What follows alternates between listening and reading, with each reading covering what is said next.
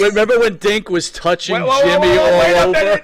Wait a minute. That was horrendous. And he was the right height. What are you talking about? I'm like, get the hell out of here.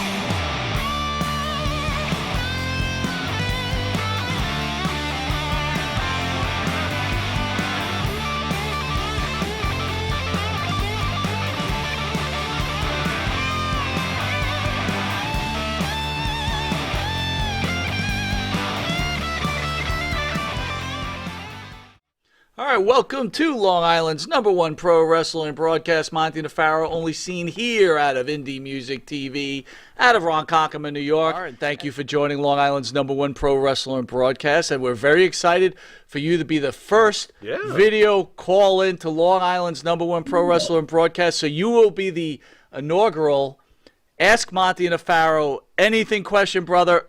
Anything you want to ask us, it doesn't matter. Oh, boy. Hit us. Talk about pressure here. Okay. You guys have been friends for what? Grammar school, junior high school? Yeah. About going back to 1981. All right. If you two guys got to a legit shoot fight, who would win? If we did what? A legit shoot fight. Me and him? Yes. He's winning. This guy served in the army and stuff like that. He's a lot bigger than I am. So do I get to use foreign objects, Rob?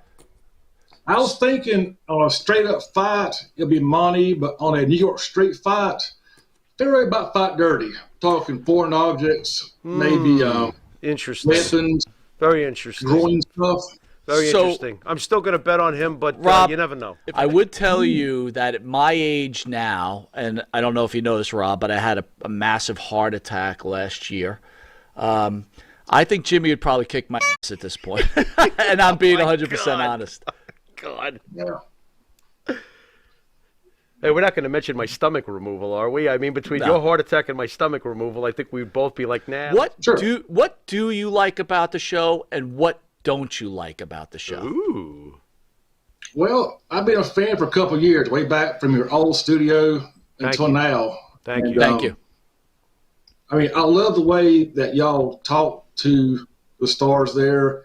Other podcasts are like canned questions, and y'all really get into things that really I like and kind of want to get to know about them. So it's always been top notch. We're all wrestling fans. We all love the sport, but our envisionment, I think, was we wanted people who are watching this to hear the wrestlers' thoughts other than the obviously we talk about some wrestling, but hear what they think about life. But, I will tell you this, Rob, when these guys come in here, they truly enjoy themselves.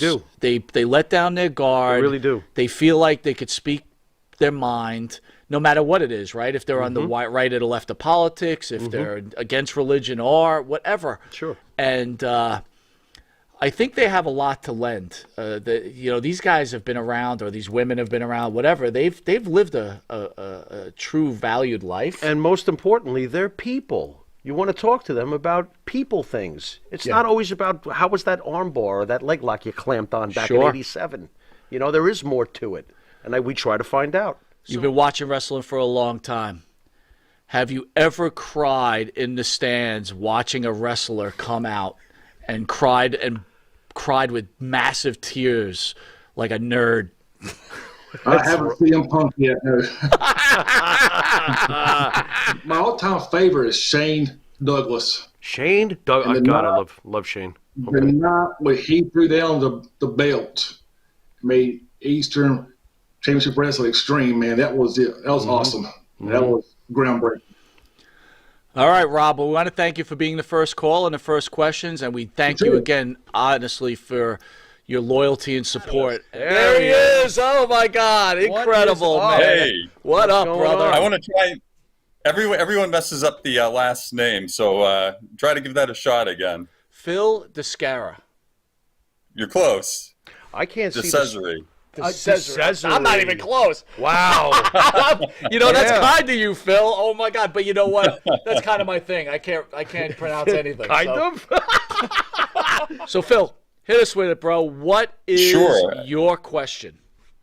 It's okay if you don't want to address it, but you guys were off a few weeks ago and banned, and I think the biggest issue, the biggest threat we're facing now, I think, is censorship in so many areas and so many avenues. I mean, I think many of us are just walking on eggshells now, thinking about what we can say and what we can't. I wanted to know if that experience, obviously it affected you guys, but Sure. How much thought goes into things now, and do you really find yourself analyzing what you're going to say before you say it? Nope. That's it? You just say Nope. That's it? Nope. Clean You know no what? I explanation? mean, just for the record, it pissed me off to no end, and it was an absolute injustice. But you do not change what works. So no. Here's the thing, Phil.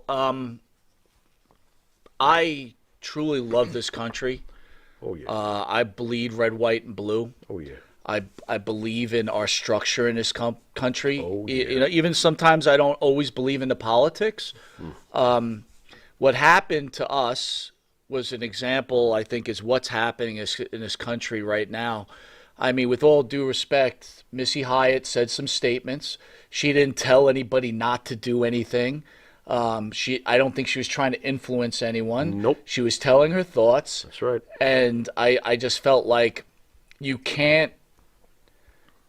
shouldn't be shutting down people. Freedom of speech is a very important thing. As long as you're not leading people to hurting each other, right, or doing something wrong, right, you should be able to say what you have to say, no matter how bad or good it is, right? People, people are going to listen to what they want to listen to. Phil, the most revolting thing of the whole thing was that there was no trial when it came to our suspension. We asked them why, and we were basically shut down in a second. There was no fair process, so that to me was very alarming. Hopefully the rest of the country doesn't play out along these kinds of lines, but it seems to be like you were saying, but it's not going to change us, bro. It's not going to change us one bit. Not one bit. They say that democracy dies in darkness, and that's a big danger. I agree. And I think everyone who's listening, and you guys, and everyone who's followed the business for years, we can kind of smell a shoot from a work. And I think right now, in a general sense, we're really getting worked. If we're watching TV as our main source of news, we're getting worked, you know? So I think we as fans can smell it a mile away. So absolutely. Everyone do your homework and investigate multiple sources. Don't take anything at face value that you're seeing coming through that screen right now. So that's what I think. Well done. Well done. And honestly, the Pharaoh doesn't have a television set because I refuse to be manipulated. So I take it very seriously what they're trying to feed us. So I agree. Right on. There you go. So Phil, let me ask you this. Yes. What don't you like about our show? Oh. I haven't found anything yet. I haven't found anything yet that I can say. Phil is the man. I got to tell you, if I could speak for the Pharaoh, we do love you, and we thank you for all the support you've been giving us, and we respect what you're saying. I mean, there's nothing wrong with what you're saying, and we appreciate your candor. And it's all about the boys, too, and keeping the boys busy and, giving them a forum and making sure people don't forget about them. And, it's... And you guys are great with them, very respectful. You keep it positive, you keep it funny. I mean, you ask the questions, but it's not too dark, and it's just right. Yeah, and, we try not to get into the dark stuff, right? I mean, that stuff's covered all the time, and I personally, and I know Pharaoh, we grew up in these guys, and we have nothing but respect for them. So. It's sometimes it doesn't make sense. Well, Phil, thanks for joining us, man. Can I Thank squeeze you guys. in one? Really appreciate it. Phil, sit tight a second. Can I get just one question in with Phil? I love Phil's comments. He's very quick-witted. Phil, who's your comedic influences? Because you are quick on a draw. Oh wow, that's a good question. Of course, George Carlin was great. How did I know? How did I know? One of the best. One of the best. Oh, Aaron's on. Oh, okay. Wait a minute. Where's the bell? I won't believe you until I hit a bell. Oh, I believe you. Good job, Maddie. When did you discover the show? Probably 2 years ago, and I did internet surfing, I was watching Devin Nicholson, Okay. but then just I just found that his podcasts were getting a little on the negative side. So I just started to lose interest with him, and I looked for somebody else, and I stumbled upon you guys, and I just started watching. And the one thing I liked about you guys over Devin Nicholson was I thought you guys were way more positive. You guys, you have your sense of humor, your jokes. Thank you. And I liked how when people wrote in, you guys always responded. I especially enjoy the what's his name again? That I forgot. Phil Brooks. I forgot about him. That Phil Brooks guy, and I can't help it, Pharaoh. Whenever Monte gets you going, you get that high-pitched voice. You remind me of Gilbert Godfrey, and I just laugh. Thank you. You know, it's interesting, too. I've been compared to guys like Gilbert Godfrey and who's the other one from Artie Lang. I got to be honest with you, bro. They never were my influences, so maybe it's just a coincidence, but I'm glad it cracks you up. That works for me, so thanks. Yeah, so I guess one of my one question tonight was, since learning that Pharaoh, you are a horror movie buff, Yes. and Monte as well. I wanted to ask you guys, since you live in New York, Mm-hmm. and I had learned a couple years ago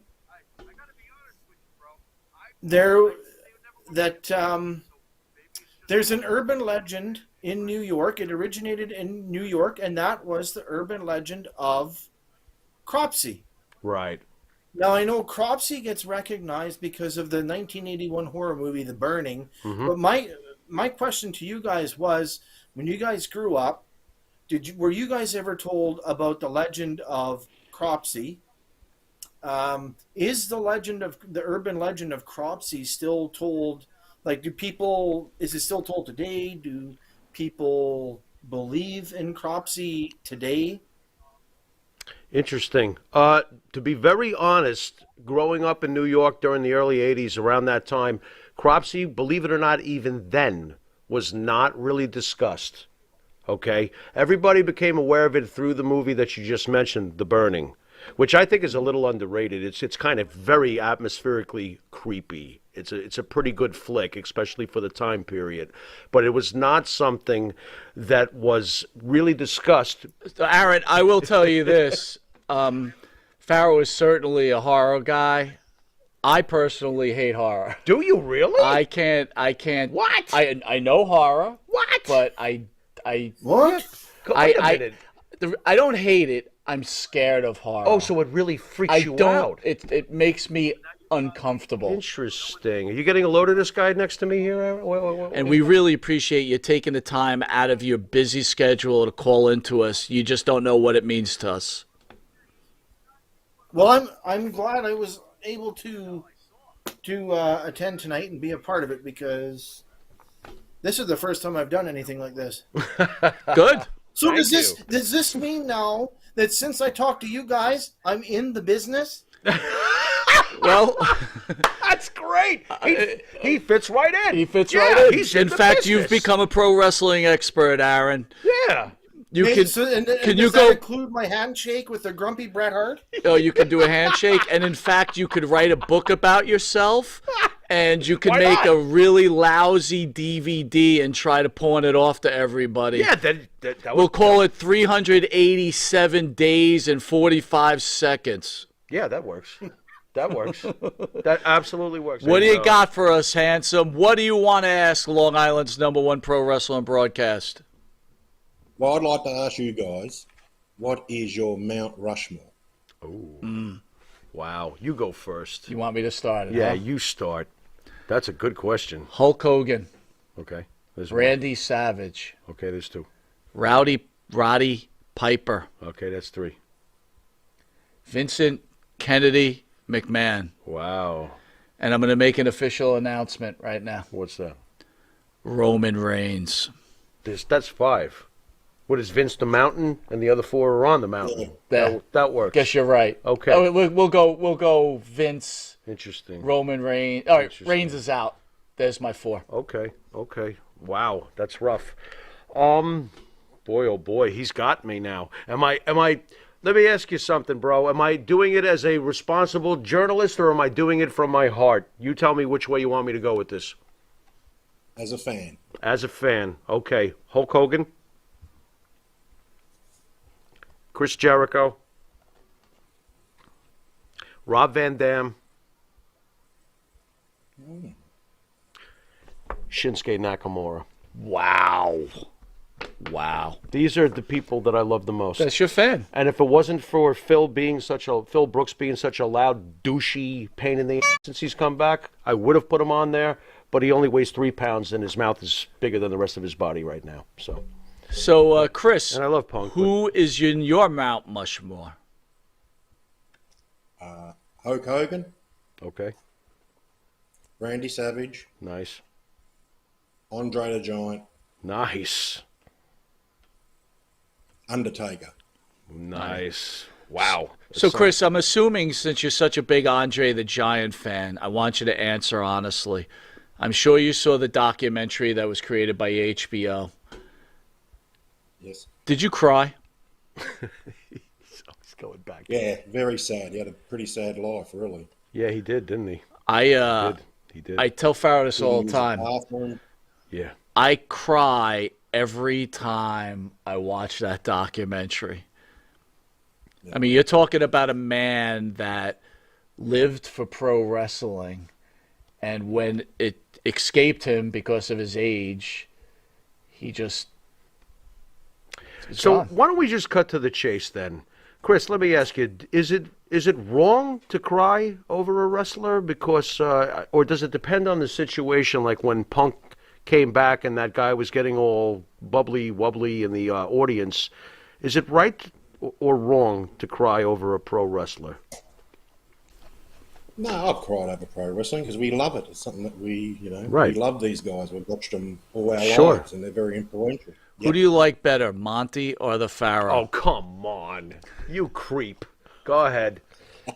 Oy, what a troublemaker. You are such a... Go ahead. Well, Tell I'll him give you... The last 3 months, I've been giving you your morning wake-up call every day. That's for sure. He likes you. So wait a minute. If he had picked me, that means my phone is ringing love every you too, morning. Jimmy. Like Monte. How did you discover Monte and the Pharaoh? Yeah, And yeah. what do you like about the show, and what don't you like about the show? Yeah. To be honest, I looked up Scott Hall interviews because I love Scott Hall. I loved Razor Ramon. And I seen you guys interview him, and I think that was the interview you didn't really particularly like him that much.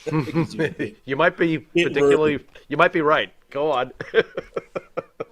Yeah, he was a bit rude, but that's how I found you guys, and that's when I contacted you, Mike, by Who Facebook. was your favorite guest on the show? Great question.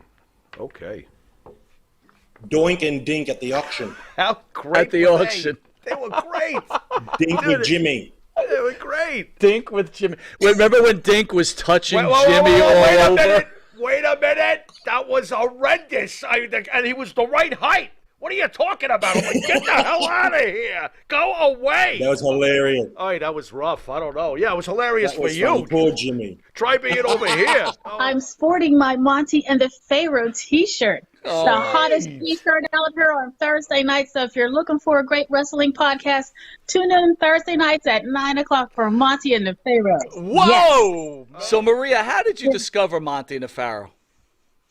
Well, due to the pandemic last year, I was checking through some of the different wrestling podcasts, and I came across Monte and the Pharaoh, and I'm like, well, who are these two guys? I've never heard of them before.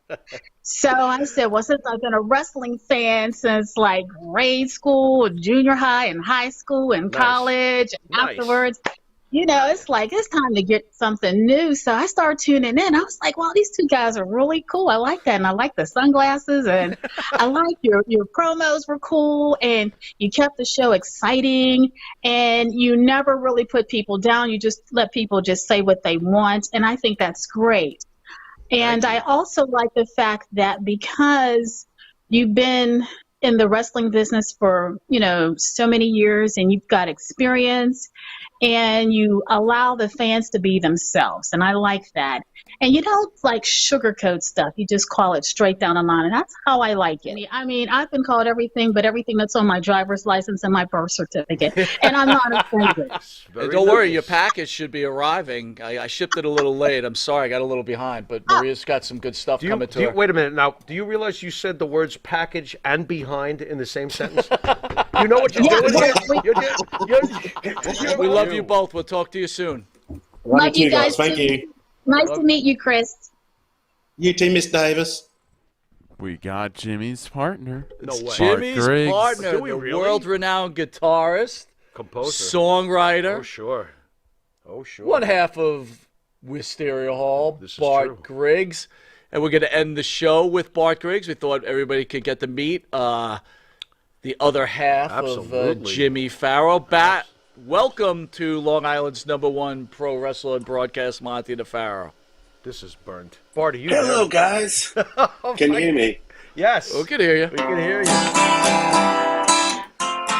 What are we playing here? That's Waiting on a Friend. Played a little Rolling Stones. That's right. Yes, beautiful. Waiting on a Friend. Nice. I don't need no whore. I don't need no booze. I don't need no virgin priest. Hey, he said I virgin. just like you guys, man. You. Where is he? Schmagamagog, whatever he says. What? That's Ralph What's from the Kid. up? That's Look at him. There he is. What's happening? Hey, wait a minute. Where What's are up, you? fellas? That's not. Bart, where are you? That's not the studio. Where are you? I'm at home, the home studio. Oh, you know, I was gonna. I thought you. nothing too. Okay, I thought you were gonna tell me like you threw a rock through a window and went into somebody's basement or something. I never know with you. Okay. So, Bart, let me ask you, how did you meet the infamous Jimmy Pharaoh? Oh boy. Wow. Wow. I'll keep it short. Me and Jimmy had a mutual friend. His name was Paul. Was recording Jimmy's band at the time, and found out we had a mutual love for softball. So between softball, music, Mother Nature, what that songwriting, rock and roll. Wait, would Mother Nature be Everything. smoking weed? Of course it would be, you rockhead. What are you The talking? love of weed? Yeah, the love of Mother Nature. Yeah. Yeah, of course. It's all good, you know. Bart, and then me and when Jimmy, was that? Like 1991, right? Let's give people a time frame here. 91. yes, and you know what? And we started singing. Like first, I saw Jimmy play with his band too. But after the softball games, we'd all be singing Black Sabbath. It was crazy. We'd be sitting outside drinking beer. It's true. Mother Nature. And then we would all be like singing. It was ridiculous. It was great though. Was that not fun? Yeah. You know what I mean? Yeah, it was. So, Great Bart, show tonight, guys. This is a nice concept. Thanks, man. Thanks, man. The one thing that you and Jimmy both love, too, is your abuse for sports, that both of you hang on to these teams in New York that just crush your soul. It's really good to see you, Bart. I haven't seen you in a while. You look good. He does look good. Thank you, buddy. I miss you guys. I mean, I see Jimmy. We do our tour of the King's Park when we're not editing the cable shows. We have to get out all those little curse words that you and the wrestlers say, you know, like the F words and stuff. Yeah. And we make it into and some of the wrestlers kind of go on and on. They're all great, but we have to like cut it down a little bit so it's like English. And then don't forget about Pharaoh's Corner, man. Have you guys caught on to Pharaoh's Corner yet? Oh my God. That's like the most eclectic, funny, plugging. Another shows. commercial Selfish guy. plugging. Bart, Sorry. Bart, you're doing the next commercial. You're hired. So, Bart, the big question is, when will Wisteria Hall be making their debut on Long Island's #1 pro wrestling broadcast? Can I hold you guys to a date? Careful, Bart. We haven't talked about this. Yeah, we haven't talked about it, but I feel more I feel like it's going to happen because you know, we've been playing a little bit recently, and I think we both like where it's going. Yeah. And We always have new songs, but then we got the ones that we're proud of that people need to hear. And, as an artist, Jimmy speaking, you need to be inspired, I can't just pick up the guitar. Now I'm really feeling it, though, if you know what I'm saying. Just letting the world know we have great music to listen to, and I want you guys to hear it live. And Jimmy, of course, is the second coming of Morrison and Jagger. Just put them together. Thank you. Oh my God, thanks. Well, I could tell you, Phil says that you're the second coming of Mongo McMichael because you stole his sunglasses. I don't even know if Bart remembers Mongo McMichael. 802 Blue says loves Pharaoh's Corner. There you go. So, Bart, I want to thank you for being the last caller on our first groundbreaking phone call. If people didn't know it, again, some people did. Jimmy's birthday was on Sunday. So I thought maybe you'd let us out, Bart, with a nice happy birthday song to Jimmy Pharaoh. Oh, God, Bart, don't do it. Okay. Oh, no, he's going to do it. What are you doing? Happy birthday, oh Jimmy. He's singing like Marilyn Monroe. To Jim. Okay, that's better. Happy birthday, Jimmy Pharaoh. Happy birthday to you. Yeah, so many more, man. Let's let it be happy ones. Thank you, bro. Thank you. Really enjoy the show, guys. You always got to say this is the Long Island's #1. This is like the nation's #1. I mean, who really watches these other shows that are on? I mean, without a sleeping, it's like a sleeping pill. This show rules. It's funny. It's informative.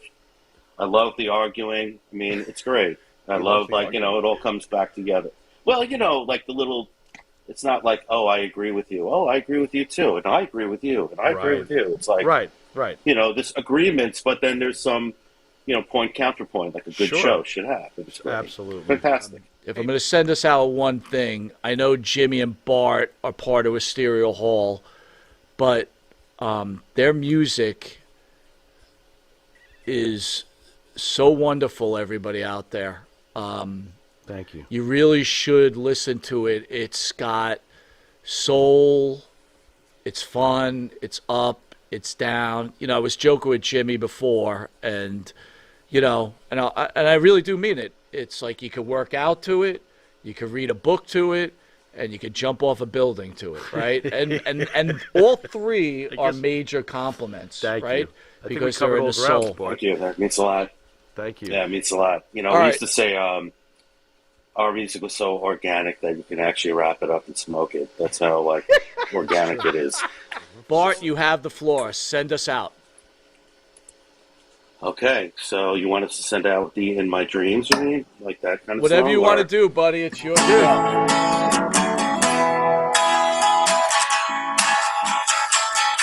Instrumental? In my dreams, life is supposed to be. Whoa! Outro there, super producer. Love you, Bart. Love you, everybody out there. God bless. Take care, Jimmy. Later!